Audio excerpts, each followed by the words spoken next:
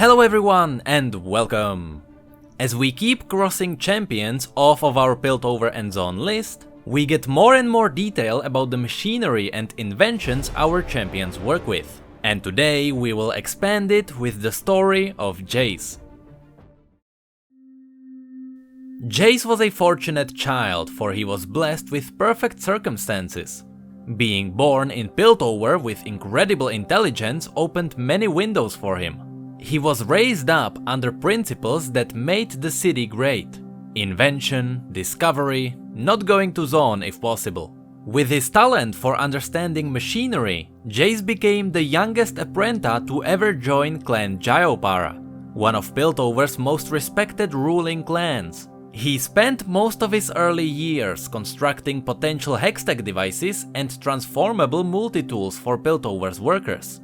A wrench that transformed into a pry bar, a pickaxe that could morph into a shovel, a hammer that could turn into a demolition beam, but most of them required more powerful batteries. Most things came easy to Jace, and he could never understand why his colleagues had so much trouble with what to him were simple concepts. As a result, nearly everyone who worked with Jace found him arrogant, dismissive, and unwilling to slow his pace to help others. As time went on, his patience became shorter and his behavior worse. Only one person ever matched Jace's intelligence, all while keeping the same level of superior attitude. His name was Victor. The two met each other at a mandatory Progress Day party, and immediately bonded over how little either of them wanted to be there. They started working together shortly after. Victor expanded Jace's intellectual horizons and questioned his every decision. Jace wanted to improve humanity through his versatile technology, while Victor worked on humanity's bigger problems. He focused on physical decay or illogical prejudices. They constantly argued, but it never got personal. They both knew their ultimate goals were the same, even if their methods were different. More than that, they both knew what it was to be shunned by their colleagues. Victor because of his unconventional thinking, Jace because of his rudeness. Together, Jace and Victor invented a mechanized construction suit for the dock workers. It was hard enough to enhance the worker's strength, but light enough not to drown him immediately if he fell overboard. But things changed when Victor came in with the newest version of the suit. It required a Chemtech implant that would increase strength output by tenfold, while also preventing them from getting tired, panicking, or disobeying instructions.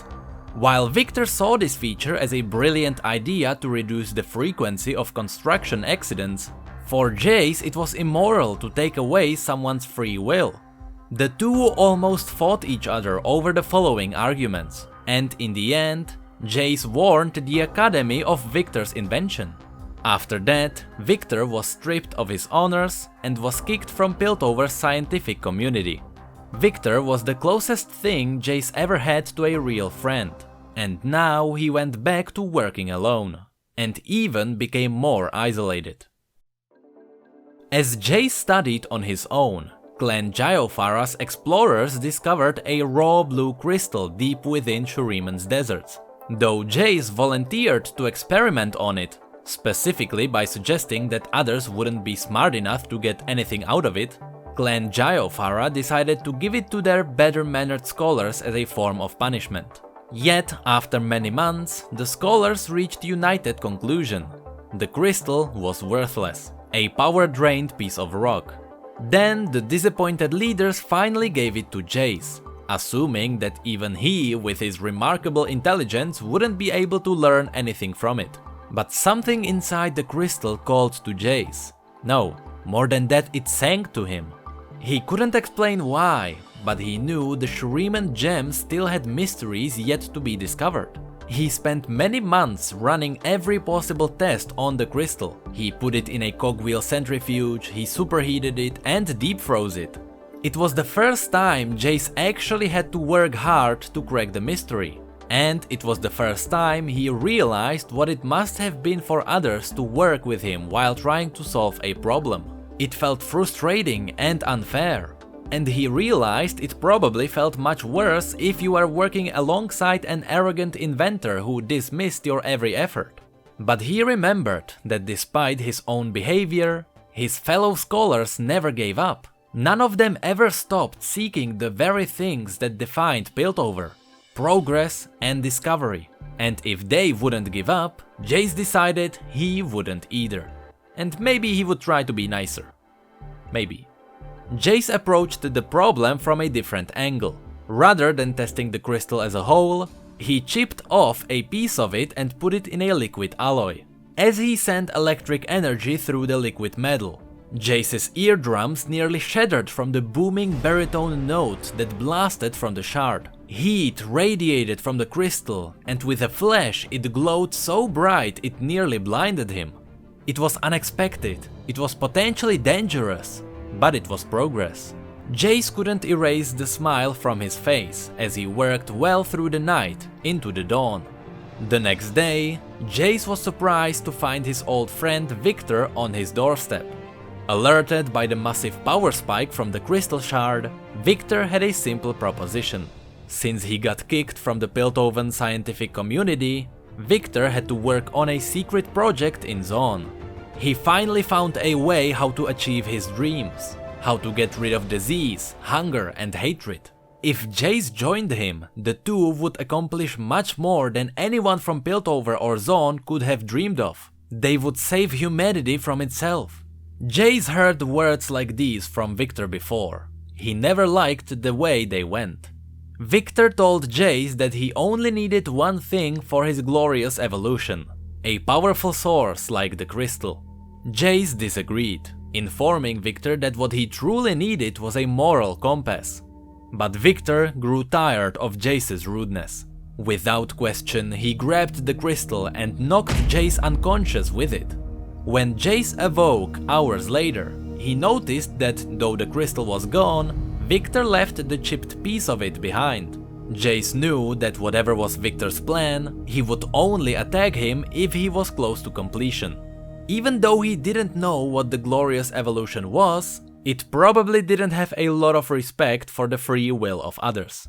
Without wasting a second, Jace grabbed the crystal shard and installed it into a massive transforming hammer. It was a demolition invention he abandoned years ago because he didn't have anything to power it up. He had no idea where Victor went with the crystal, but it seemed like the hammer was dragging him the right way, as if the crystal wanted to be complete again. It didn't pull him north, south, east or west, it pulled him down to the undercity of Zaun. Eventually, it led him to a warehouse in the depth of the sump. Inside this building, Jace found something horrifying. Dozens of corpses. Their skulls sawed open and hollowed out. Their brains were transplanted into an army of immobile metal soldiers, hooked up to the now pulsing crystal. This was the first step in Victor's glorious evolution. Jace grew less confident as he approached. He and Victor had not always seen eye to eye, but this was something entirely different. For the first time, it occurred to Jace that he might have to kill his old friend. He called out to Victor, flinching as the army of robots stood to attention. Jace asked him to look around, to see what he was doing. Whatever this was, this evolution wasn't the progress they worked hard to achieve. To Victor's surprise, Jace even apologized for acting like a jerk. Victor sighed. He only had 2 words in response: kill him. The automaton sprinted toward Jace, breaking free of the wires connecting them to the crystal. Jace got introduced to a new emotion: panic. He gripped the hammer tightly, realizing he had never used it before. When the first golem was within reach, he swung as hard as he could, feeling the shard's energy surge through his muscles, accelerating the hammer's movement until Jace was worried it might fly out of his hands. It slammed into the robot, exploding it into a hail of metal. The other machines didn't even pause as they rushed at Jace, trying to pummel him into unconsciousness. Jace analyzed their formation, figuring out how to take all of them down with the lowest number of swings. But it was pointless. They were too fast, and before he even had the chance to swing once, they were already on him, covering him with a storm of hits. Jace saw Victor looking on, not in triumph, but in sadness. He had outsmarted Jace and ensured humanity's future, but he knew that future came at a cost. He couldn't let his old friend live. Jace vanished under a sea of swinging metal limbs. That's when Jace, for the first time in his life, decided to stop thinking and just break stuff. No longer caring for his own safety, Jace used all of his strength to break free.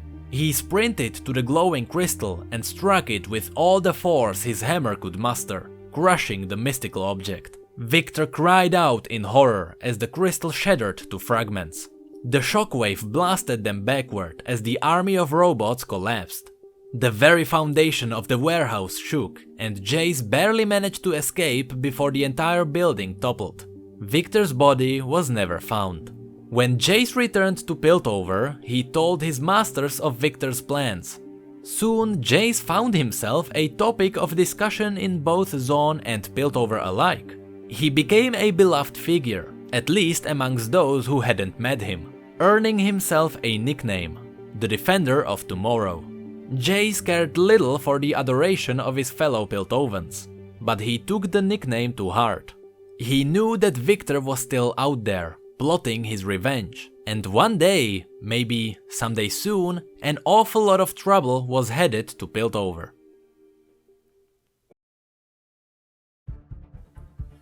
As time went by, Jace returned to his work, but never let down his guard.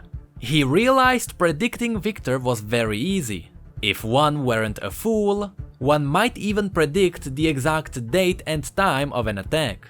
And Jace wasn't a fool. He stood in his workshop, surrounded by dozens of his inventions. Boots that could walk on any surface, a bag with articulated limbs which kept the user's tools within reach.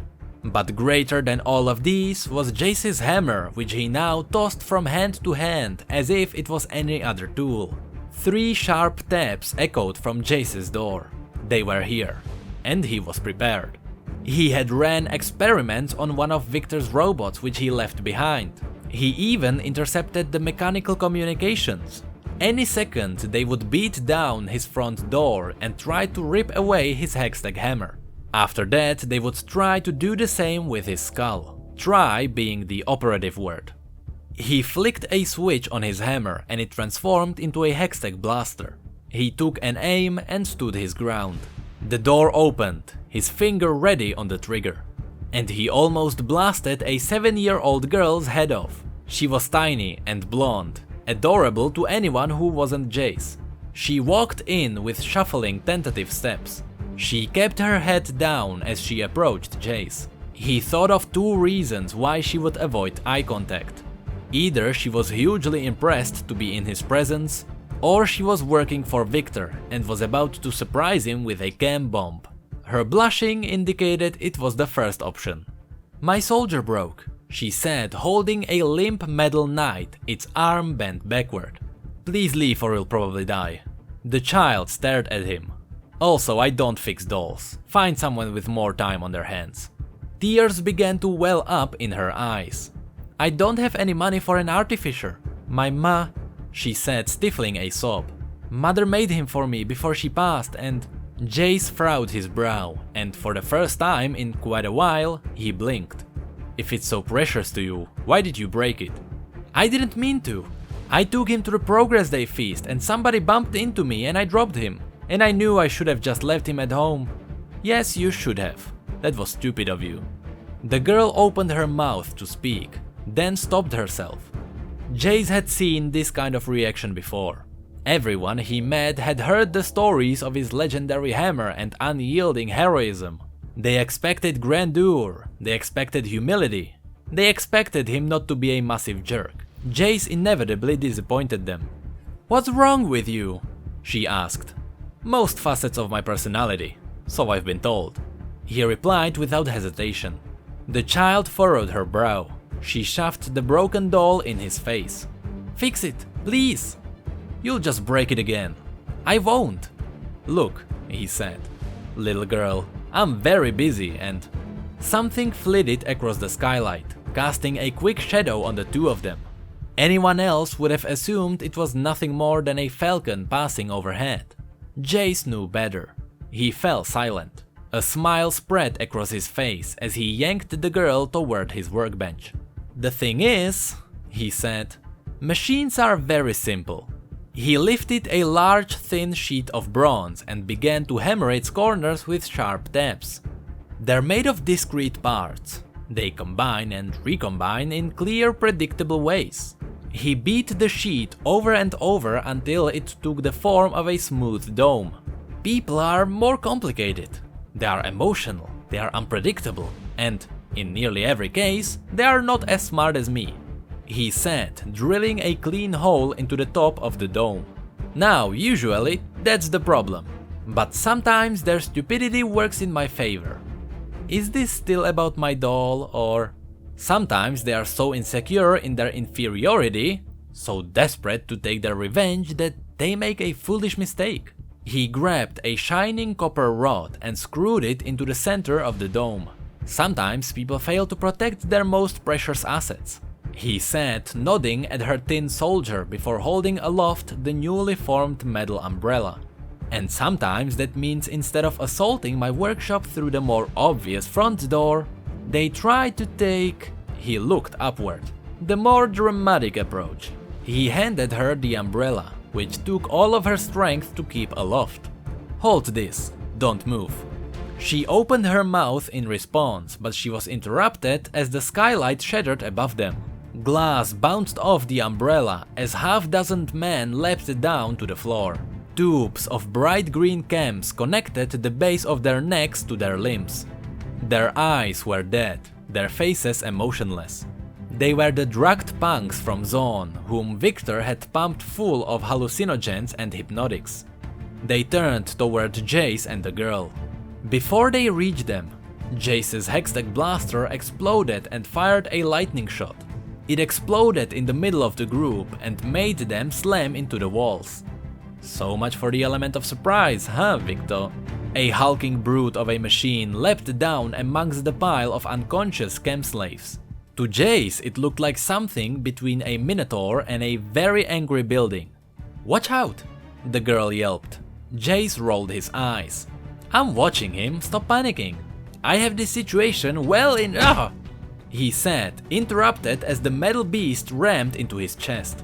The beast sent Jace hurling backward.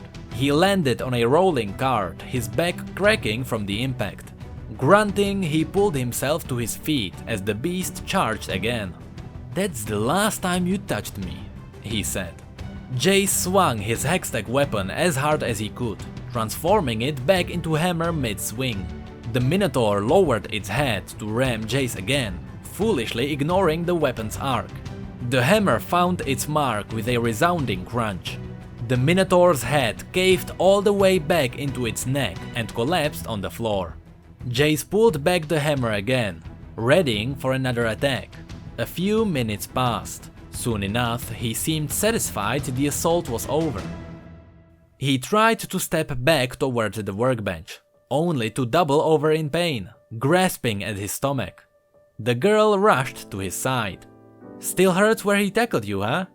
"Obviously." "Then maybe you shouldn't have let him," she said. "That was stupid of you." Jace raised an eyebrow at the kid. Her eyes widened, unsure if she'd crossed the line. A smile crept across his face. "What was your name?" "Amaranthine." Jace sat at his workbench and grabbed a screwdriver.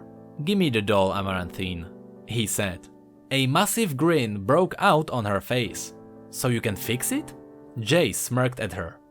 "There is nothing I can't fix." And that, ladies and gentlemen, was the story of Jace. Did you enjoy it? Because if you did, you should subscribe and possibly click the bell button because Victor's story is on its way. For any possible chatting, you can follow me on Twitter, Facebook, and you can join our Discord. We are approaching the end of Zone and Piltover, but there are still a couple of champions to go through. And even after that, we are not done yet. So with that, Thank you so much for watching and for your feedback, you know I really appreciate it. And as always, thank you come again.